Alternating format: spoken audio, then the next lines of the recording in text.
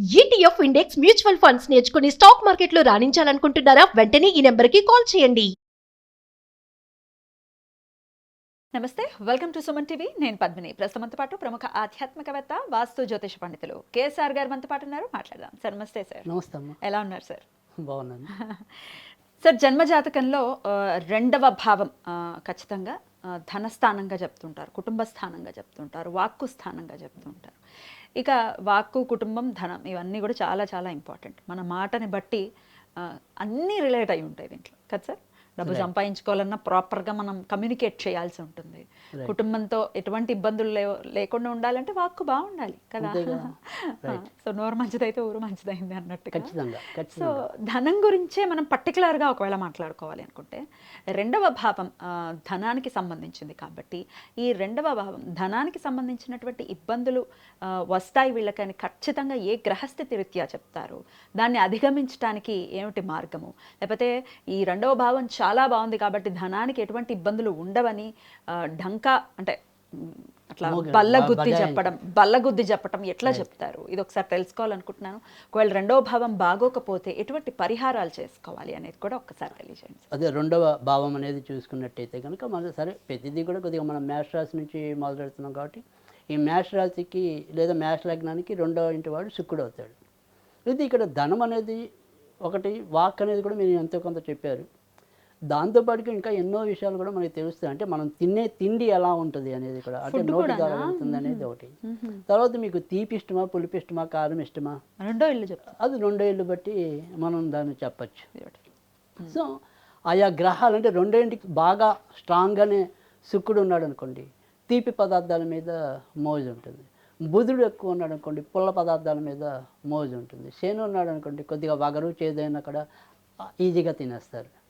So అలా రవి కానీ కుజుడు కానీ ఉంటే కారం ఎక్కువ తీసుకోవటం అనేది ఉంటుంది. అలా మనం ఆయా గ్రహాలు ఏది అంటే రెండో ఇల్లుకి ఎవరు ఎక్కువ బలం ఉన్నారు దాన్ని బట్టి చెప్తారు అనేది చెప్తాం. ఇష్టము అదే ఫుడ్ అది మీరు చెప్తున్నారు కాబట్టి, sorry to disturb you.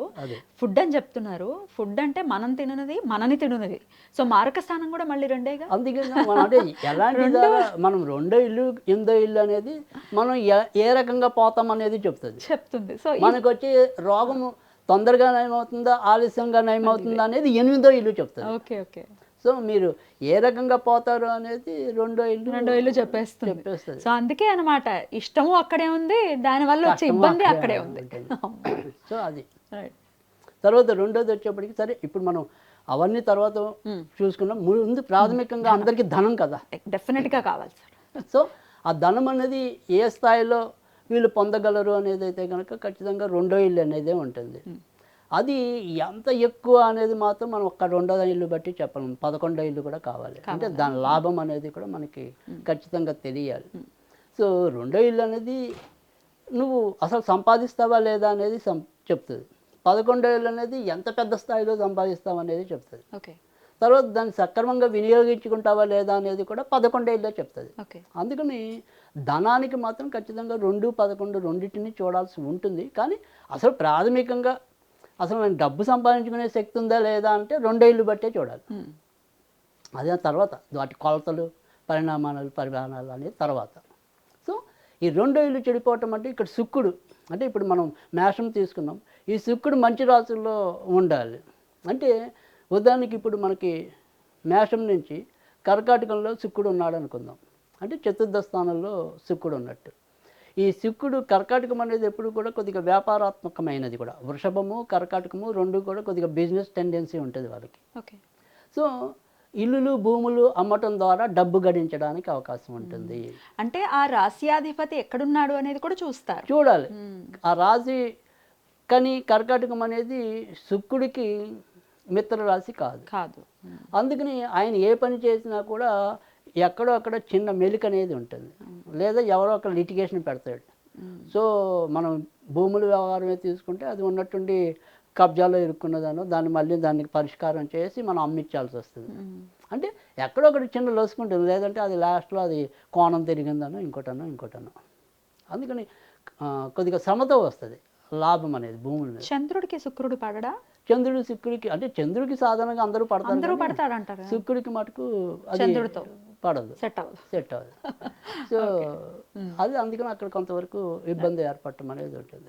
So ఇక్కడ మళ్ళీ తర్వాత వచ్చేప్పటికి సింహంలో ఉన్నప్పటికీ సమరాశి పంచమం కాబట్టి మంచి గ్రహాలు అంటే శుభగ్రహాలు కోణాల్లో ఉండాలి అన్నాం. అంటే కోణాలు అంటే మళ్ళీ వస్తుంది 5, 9 రాశుల్ని కోణాలు అంటారు. తర్వాత 1, 7, 10 స్థానాలని కేంద్రాలు అంటారు. సో అందుకని 5వ ఇల్లు అవుతుంది కాబట్టి అది మంచి శుక్రుడు. పైగా సంతాన పరంగా కూడా అభివృద్ధి, వాళ్ళ పరంగా కూడా ధనం రావటం. తర్వాత షేర్ మార్కెట్లో అలాంటి వాటిలో పంచమం స్పెక్యులేషన్స్ అలాంటి వాటిలో కూడా రాణించడానికి ఉంటుంది. సో ఇక్కడ చంద్రుడు అంటే ఇక్కడ శుక్రుడు మనం చెడిపోయేది కనుక చూసుకుంటే కనుక ప్రాథమికంగా 6వ ఇల్లు మళ్ళీ ఆయనదే అవుతుంది జనరల్గా, తుల. తర్వాత 8వ వచ్చేప్పటికి మనకి ధనస్సు అవుతుంది. తర్వాత వచ్చేప్పటికి మేషానికి ధనస్థానం చెప్తున్నాం, మేషానికి ధనస్థానం చెప్తున్నాం. సో శుక్రుడు కదా, సో శుక్రుడికి శుక్రుడు మేషానికి ధనస్థానం శుక్రుడు అవుతాడు. శుక్రుడు కరెక్ట్, రైట్. దాని ప్రకారం మనం ఇది అష్టమాధిపతి అండి. సో అందుకని అష్టమాధిపతి శుక్రుడు అయ్యి ఒకవేళ అక్కడే శుక్రుడు నక్షత్రం పూర్వాషాఢంలో ఉన్నాడు అనుకోండి, ఫైనాన్స్ బిజినెస్ బాగానే ఉంటుంది. సో కొంతమంది డబ్బులు వడ్డీకి తిప్పి సంపాదిస్తారు కదా, అలాంటి వాడికి బాగానే ఉంటుంది. బ్యాంకింగ్ రంగంలో బాగా సెటిల్ అవ్వడానికి ఉంటుంది. సో బిజినెస్ వ్యవహారాలు ఏవైతే చేస్తుంటాయో, ఫైనాన్స్ వ్యవహారాలు ఏవైతే చేస్తాయో, ఇలా గోల్డ్ తాకట్టు పెట్టుకుని చేసేవి ఏవైతే ఉంటాయో అలాంటి వాటికి మళ్ళీ అష్టమాధిపతి అయినా బాగానే ఉంటుంది. కానీ ఎప్పుడైనా సరే ఎప్పుడూ మనం ఇలాంటి అప్పులు తీయడం అలాంటివి ఎప్పుడు కూడా కొంత రిస్క్ అనేది ఎప్పుడూ ఉంటుంది. సో శుక్రుడికి అక్కడ ధనుర్రాశి అనేది అంత కరెక్ట్ రాశి కాదు కదా, శత్రు రాశి కాబట్టి మనం ఖచ్చితంగా 2-3 ద్వారా నష్టపోయి మిగతా 9 మంది ద్వారా లాభం పడతాం. సో అందుకే ఓవరాల్గా అయితే చేయొచ్చు. ఆ 2-3 దగ్గర రిస్క్ ఉంది, మిగతా 7 దగ్గర ప్రాఫిట్ ఉంది.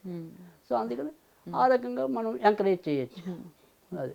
సో 2వ ఇంటి వాడిని బేస్ చేసుకుని ఆ 2వ ఇంటి గ్రహాధిపతి ఎవరు, రాశ్యాధిపతి ఎవరు, ఆయన ఎక్కడున్నాడు, ఇవన్నీ కన్సిడర్ చేయాలి. సో ఇప్పుడు 2వ ఇంట్లోనే పాపగ్రహాలు ఉన్నాయి, ఖచ్చితంగా మనం ధనం సంపాదించడంలో ఇబ్బంది అవుతుంది. ఇప్పుడు సపోజ్ మేష రాశికి ధనాధిపతి మనం శుక్రుడు అని చెప్పినాం. ఈ శుక్ర రాశిలో వచ్చేప్పటికి మనకి ఏదైనా సరే అక్కడ రాశి ఏమంటాం లగ్నాధిపతి అయినా కూడా కుజుడు ఉండకూడదు అక్కడ.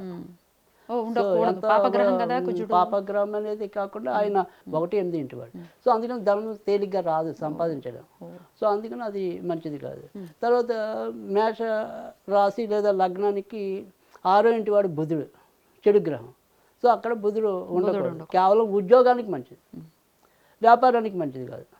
ఉద్యోగంలో అయితే రాణింపు ఉంటుంది.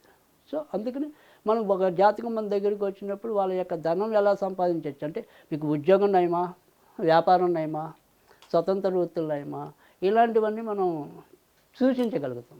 ఇది సబ్జెక్ట్ సార్. సబ్జెక్ట్ ఇంకా అసలు బాబు ఇది పెద్ద ఓషన్. ఒక్కొక్క లగ్నానికి చెప్పుకోవాలి అంటే ఒక రోజు సరిపోతుంది. చాలా చాలా కష్టం. అన్నిటినీ చెప్పాలి అంటే చాలా టైం పడుతుంది. సరే, ఇవన్నీ ఏమీ మాకు తెలియవండి, ఇవన్నీ పక్కన పెట్టేద్దాం. మనకి సబ్జెక్ట్ని అంతా పక్కన పెట్టేసి ధనాధిపతి ఎవరైతే ఉన్నారో, ధనాన్ని ఇచ్చేటటువంటి ఆ గ్రహం మాకు ఇబ్బందే పెడుతుంది, మాకు ధనానికి రిలేటెడ్ ఇష్యూస్ ఉన్నాయి, వాటిని మేము సాల్వ్ చేసుకోవాలనుకుంటున్నాం, ఏ పరిహార మార్గం మేము అనుసరించవచ్చు అంటే ఏం చెప్తారు సార్? అది ఖచ్చితంగా మనకి ఏంటంటే పలానా దానికి పలానా గ్రహం అనేది మనకి ఇక్కడ తెలియదు, కానీ జనరల్గా ధనం కావాలి అనేది మనం పెట్టుకున్నాం కాబట్టి ఖచ్చితంగా కుబేరుణ్ణి పూజించటం అనేది.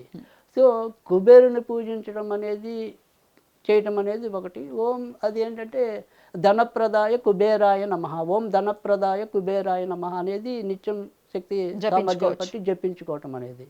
తర్వాత ఉత్తరంలో లాఫింగ్ బుద్ధ పెట్టుకున్నా కూడా మంచి ఫలితాలు రావటం అనేది ఉంటుంది. లాఫింగ్ బుద్ధ అని చెప్పారా, బోల్డ్ అంతా కాంట్రడిక్ట్ చేసేస్తారు, మన దేశాన్ని కాదు ఇట్లా ఏవేవో.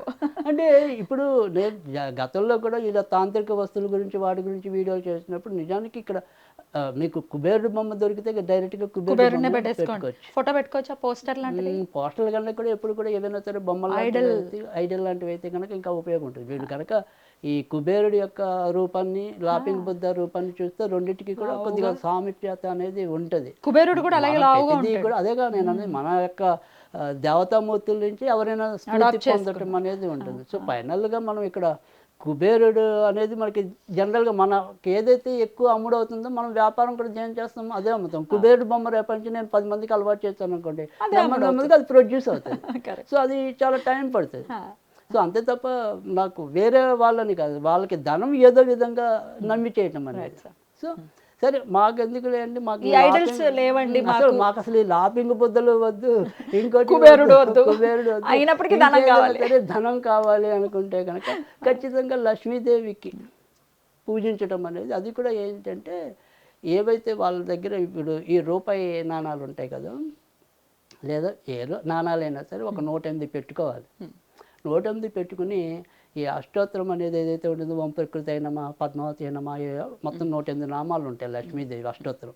ఇవి రూపాయి కాయిన్స్తో చేయాలి. చేయొచ్చు. అవి ఎప్పుడు కూడా పర్మనెంట్గా 108 అలాగే అమ్మవారి అమ్మ దగ్గరే దగ్గర. ఉంటాయి. ఖచ్చితంగా ఆర్థికంగా చాలా ఎదుగుదల రావటం అనేది ఉంటుంది. ఖచ్చితంగా ఇబ్బంది పడరు, ఏదో విధంగా డబ్బు అయితే ఖచ్చితంగా గడించగలుగుతారు. బ్యూటిఫుల్. ఇవి ఖచ్చితంగా పాటించుకుంటూ ధనానికి ఇబ్బంది పడకుండా డెఫినెట్గా బయటపడాలి మన వాళ్ళని ఈ సందర్భంగా మనస్ఫూర్తిగా కోరుకుంటూ చాలా బ్యూటిఫుల్గా ఎక్స్ప్లెయిన్ చేశారు సార్. కృతజ్ఞతలు. నమస్తే సార్.